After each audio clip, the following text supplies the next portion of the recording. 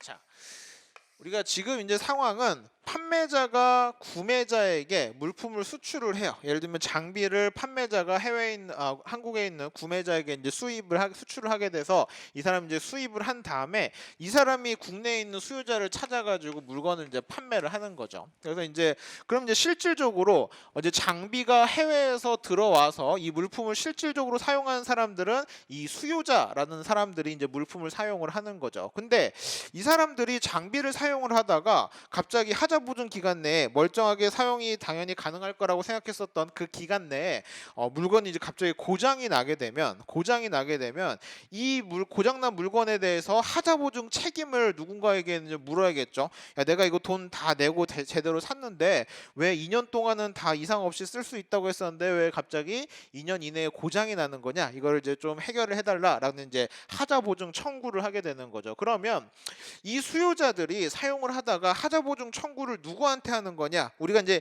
일반적으로 어떤 물품에 대한 판매나 제조를 한 사람에게 이 하자보증 책임이 있다라고 이제 배웠으니까 그럼 결국은 이 수요자가 이 판매자에게 가서 내지는 이 전에는 뭐 이 사람일 수도 있겠지만 뭐 또 제조자가 있을 수도 있겠죠. 그래서 이 사람한테 가서 그럼 저 수요자가 이 물품 해외에서 만든 제조자한테까지 가가지고 내가 이제 너가 만든 물건을 사서 사용을 하고 있는데 하자보증 기간 내에 고장이 났으니까 수리를 좀 해주십시오라고 하면은 뭐 그럴 수도 있지만 굉장히 번거롭겠죠. 번거로운 측면이 하나가 있고 그 다음에 또 이제 번거롭다는 이제 실무적인 이유가 하나가 있고 그 다음에 또 중요한 것은 이 수요자 입장에서는 이 구매자 입장에서는 이 수요자가 이 수요자와 판매자 사이를 이어주면서 대금을 받는 사람인 거죠. 다시 말해서 이 구매자에게 이 판매자 정보는 또 기밀 사항이 될 거라는 거예요. 그래서 저 수요자에게 저 판매자나 제조자를 직접 알려주고 저 사람한테 하자보증 청구를 하시면 됩니다라고 이제 할 수가 없는 상황이다라고 하는 거죠. 그래서 일반적인 이 하자보증 책임은 사실은 이렇게 연결될 가능성이 굉장히 높습니다. 그래서 실무적으로는 어떤 판매자가 하자보증 책임을 지고는 있지만 그 하자보증 책임에 대해서 실질적으로 이행을 하는 사람은 구매자다라고 이제 보시면 돼요. 근데 이 구매자가 하자보증 책임을 하는 방법이 어떻게 되는 거냐면 여러분들도 이게 굉장히 실무적이면서도 그냥 굉장히 많이 쓰는 문제이기 때문에 좀 이해를 하시면 좋을 것 같아서 제가 좀 길게 설명을 드리는데 이 구매자가 그럼 이제 장비를 수입해가지고 물건을 팔았는데 이 사람이 쓰던 장비가 갑자기 고장났다 그래서 가봤더니 그 장비의 중요한 이제 파트, 핵심 부품이 고장이 난 거예요. 그러면 그 파트를 고쳐주든지 아니면 그 파트를 이제 교환을 해주든지 교체를 해주든지 어떤 수리를 해주든지 뭐 이런 작업들을 해야 되는데 사실 이 구매자가 이 장비에 대해서 특히 이제 그 장비 파트까지도 관리하고 있는 사람이 전혀 아니라는 거죠. 그러면 이 파트를 관리하는 사람은 이 물품을 판매한 해외에 있는 판매자나 해외에 있는 제조자가 이 파트를 공급하지 않으면 이 사람이 고장난 거에 대해서 고쳐줄 수 있는 방법이 없는 거예요. 그래가지고 실질적으로는 이제 이 구매자의 엔지니어가 가서 수요자에 대해서 어떤 하자보증 책임을 해주지만 이 하자보증을 하기 위한 어떤 파트들, 부품들은 결국은 이 판매자나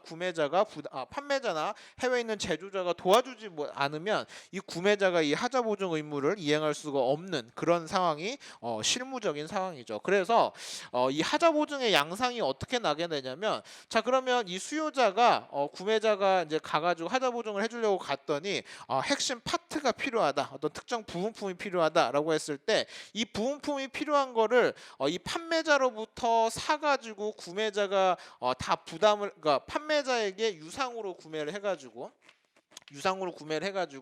이렇게 이제 판매를 해주는 방법은 이제 다시 말해서 이 파트를 판매자가 구매자에게 팔면 구매자가 이걸 수요자에게 이제 다시 뭐 판매를 하든지 하자보증 기간에는 당연히 무상으로 이제 제공을 해야 되겠죠.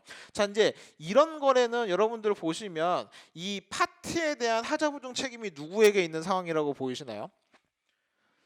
구매자에게 있는 상황이죠. 왜냐하면 판매자에게 있다는 얘기는 판매자가 애초에 물건을 판매할 때 이 하자보증 책임이 들어가 있다면 이거를 유상으로 판매를 하지 않을 거고 무상으로 제공을 할 거예요. 근데 만약에 제가 지금 말씀드린 것처럼 파트를 유상으로 판매를 하고 이렇게 한다는 얘기는 결과적으로는 구매자가 자기 돈으로 사서 무상으로 수요자에게 하자보증을 주는 셈이기 때문에 이 경우는 지금 구매자가 이 하자보증을 책임을 지고 있는 상황이다라고 보시면 될 것 같고, 만약에 판매자가 무상으로 구매자에게 핵심 파트를 제공하는 상황이다라고 보면 어떤 경우냐면 수요자가 사용을 하다 보니까 장비가 고장이 났어요. 그래서 구매자에게 나 고장 났으니까 이 장비 좀 고쳐주세요 라고 했더니 아 그래요? 그러면 내가 판매자로부터 파트를 사다가 고쳐줄게요. 근데 파트는 판매자가 무상으로 구매자한테 제공한다는 얘기는 저 판매자가 당연히 무상으로 줄 이유가 없죠. 무상으로 줬다는 얘기는 애초에 물품 판매 가격에